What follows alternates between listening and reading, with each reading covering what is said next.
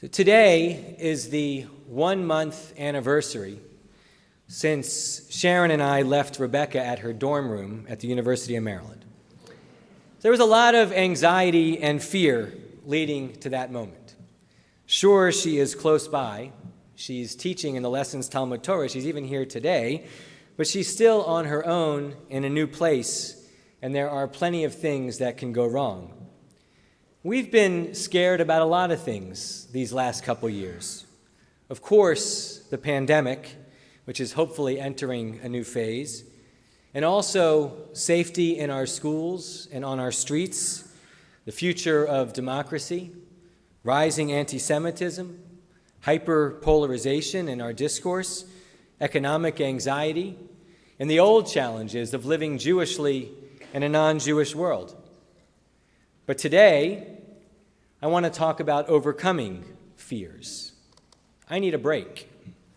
I want to behold beauty and blessings and success and joy. I want to imagine something different, a society where we look for partners, not rivals. I've had enough fear. On Rosh Hashanah, I want to feel hope. And it begins with the eyes.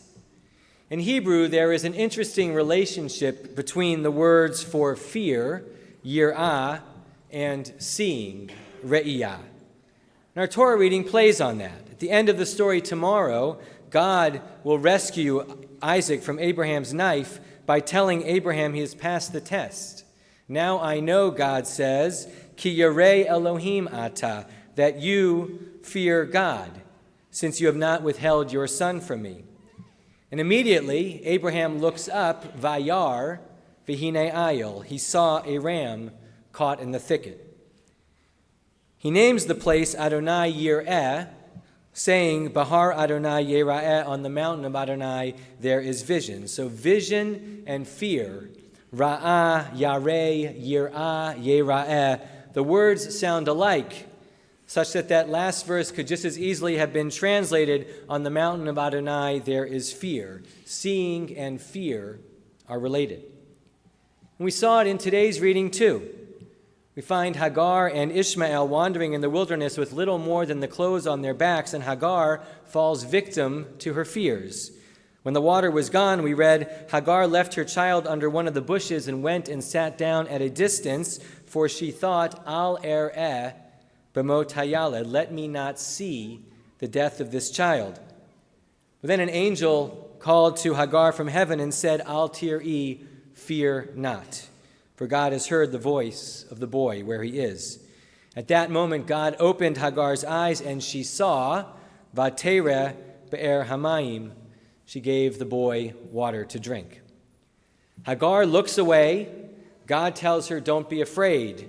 God says, look elsewhere, and she sees a well. Al er'eh, al tir'i, vatereh be'er mayim. In Hebrew, fear amounts to seeing the wrong thing. Fear is false evidence appearing real, and its opposite is hope, helping open people's eyes. An old joke has two stereotypical Jews discussing the fate of our people. How miserable is our history, says one. Pogroms, plagues, exile, discrimination, Hitler, neo-Nazis. Sometimes I think we'd be better off if we had never been born. To which the companion responds, sure, but who has that much luck? We can't always be thinking that way. The new year, I want to resolve to dream, not fear. It begins with the eyes, but then hopeful thinking continues to the mouth. In the Talmud, it is taught in the name of Rabbi Yossi, Le'olam al yitain piv lesatan, a person must never open his mouth to Satan. Don't tempt Satan. Keep your negative thoughts to yourself. The source is a text from Isaiah where he tells his audience, were it not for the Lord of hosts offering some measure of protection against our people, our enemies, kisdom hayinu la'amorah daminu, we would have been like Sodom. We would have been like Gomorrah.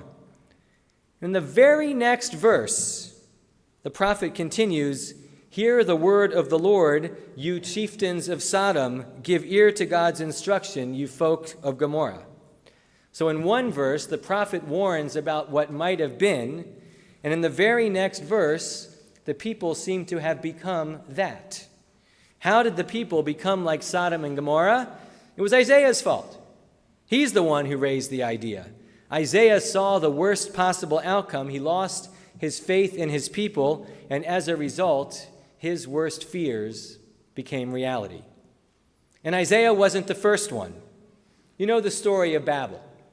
The people of Babel feared for the future. They said to one another, "Come, let us build a tower with a top in the sky to make our name for ourselves pen nafutz, lest we become scattered over all the world." They start building that tower. And then what happens next? Vayafetz. God confounds their speech and scatters them over all the world. So they acted on their fear of becoming scattered, and the result was they became scattered. Be careful with defeatist thinking. Or Pharaoh, when he saw the Israelites increasing and multiplying, and he said to his courtiers, "Let us outsmart them so they will not increase. Otherwise they may fight us as enemies and rise up from the land." So the Egyptians appointed taskmasters. They enslaved the Israelites. And how did that turn out? The Israelites continued to multiply. They rebelled against the Egyptians. They rose up and departed the land. And that was Pharaoh's idea first. Pharaoh gave voice to the proverbial Satan. He acted on his fears, and those fears became reality. And the problem is that we do the same thing all the time. In our schools, we don't fully understand yet what will be the lasting effects of the COVID years. We don't know how much learning was lost. We can't yet appreciate the effects on social development. I've heard the expressions of frustration from teachers. But we have to ask ourselves, are we going to allow our worst fears to become reality, or are we going to imagine something different? We must have faith in our students. Black, white, rich, poor, don't bet against them. Or in religious school, far too often we send our children to Talmud Torah expecting that they aren't going to learn anything, expecting that they aren't going to have a good time. And guess what happens? I wish I had a nickel for every parent who said some version of, "I can't believe my child is having a good time in Hebrew school." I'd be rich, but I don't need the money. I'd rather people not be so surprised. I want people to expect learning, imagine success, partner with us to make those dreams come true. I want people to hope, help open people's eyes to the possibility of Jewish literacy, and to the possibilities of the Jewish future writ large. It was the title of historian Simon Ravidovich's famous essay, "Israel, the Ever-Dying People." There was hardly a generation in the diaspora, he wrote, that did not consider itself the final link in Israel's chain. And our generation is no different. We worry about declining numbers of the movement. We see synagogues and agencies in financial distress, and lately we've been worried about a shortage of rabbis. We were fortunate to conduct a successful search which led to our appointment of Rabbi Cheryl Stone, but we were warned that it wouldn't be easy. There aren't enough students. Too many veterans are retiring. Too few rabbis are choosing to work in congregations. I actually heard from 2 rabbinical students that they were warned in class that taking a job in a synagogue is like accepting a job on the Titanic. Got to be careful about that defeatist talk. There have been instances where dire warnings galvanize change. Thinking of Jonah. But too often the opposite happens, and our worst fears have a way of becoming prophetic. I happen to believe that those fears are overblown. B'nai Israel is hardly the only conservative synagogue in the country that continues not just to survive, but to thrive. The fact is that the synagogue remains the central address for Jewish life in America. The fact remains that majorities of Jews choose to celebrate B'nai Mitzvah in synagogue, and they commit to the years of education that come with that. And I can attest that the rabbinate offers excellent opportunities for well-paying, fulfilling work. I'm not the only rabbi in America who feels valued and appreciated by his congregation, and not the only rabbi whose mother thinks he's great. I get that not all Jewish mothers want their children to become rabbis, and Jewish mothers are pretty selective. You probably know the story about the first Jewish president. His mother goes to the inauguration, and she sits in the front row, and when the president goes to take the oath of office, she looks to the person next to her and pointing to her son, she says, "You see that guy over there with his hand on the Bible? Yeah, his brother's a doctor." We have a choice in the year ahead. We can give voice to the Satan that says synagogues, schools, communities are falling apart, or we can dream of something different. We can walk away from a Jewish community we don't use, or we can support the work and strive to get involved in building a brighter future. We can succumb to our worst fears, or we can take courageous action. Le'olam al yitain piv leSatan. Don't give voice to negativity.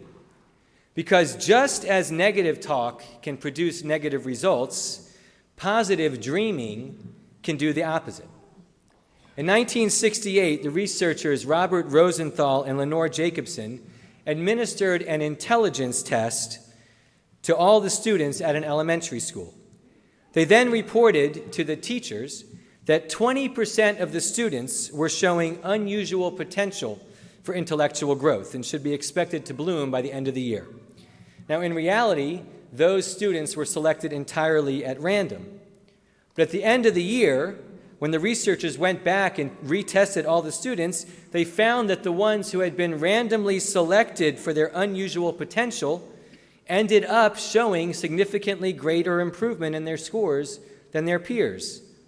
In other words, the change in teachers' expectations for certain students led to actual change in the performance of those students.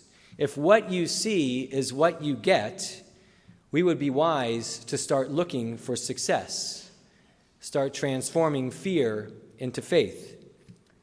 Do you know the story of Clever Hans? At the turn of the century, a retired school teacher in Germany tutored his horse, Hans, in math and spelling and other subjects. And for years, Clever Hans delighted audiences with his ability to learn. If he was asked, "What is 3 plus 2?" Hans would stomp his foot 5 times. I'm told he could even do fractions. So eventually, psychologist Oscar Funkst explained how it really happened. The horse wasn't really learning mathematics. He was reacting to subtle, involuntary cues in the body language of his teacher. In other words, the horse was simply living up to the expectations of the people around him. Expectations create reality. Imagine what we might accomplish if we resolve to act on our loftiest dreams. It takes time to study and learn Jewish prayers and traditions. Keeping kosher is a real commitment, as is observing Shabbat or giving tzedakah or doing justice work. But a wise person doesn't focus on what could go wrong. A wise person doesn't leave religious commitments to others. A wise person imagines how those commitments might enrich their lives. A wise person takes little steps, experiments, asks questions, and refuses to give up even when others walk away. A wise person has faith. Think about the language we use too. My mother used to tell a story of a newlywed woman whose parents asked her how things were going. And she said, "Well, they're going okay, I guess, but I wish I could get my husband to stop using these 4-letter words." 4-letter words, her parents were horrified. "What kind of 4-letter words does he use?" "Well, you know," she said, 4-letter words. Wash, bake, cook. We might think of other 4-letter words too, words we might try to use less often, like hate or evil. How do we talk about people with whom we disagree? And that's a tough one because we are experiencing some pretty big transitions, and sometimes it feels like people with whom we disagree are on the wrong side of history. But are they evil? Are we at war with the other party? Do we really hate them? We say the worst things about Israel, and even worse about those who criticize Israel. We've convinced ourselves that it's all the other guy. But is that helpful? In Pirkei Avot, Shammai counsels, Heve mekabel et kol ha'adam besever panim yafot. Strive to greet every person with a cheerful face. I don't know how much you know about Shammai, but he is not generally known as Mr. Congeniality. Shammai is the one who sent away the would-be proselyte who asked to be converted on the condition that he learned Torah while standing on one foot. Hillel converted that person, but Shammai sent him away. But here, Shammai says something different. It's okay to have principles. It's okay to be studious, but we can't let our values turn other people into objects of hatred or derision. That is giving voice to Satan.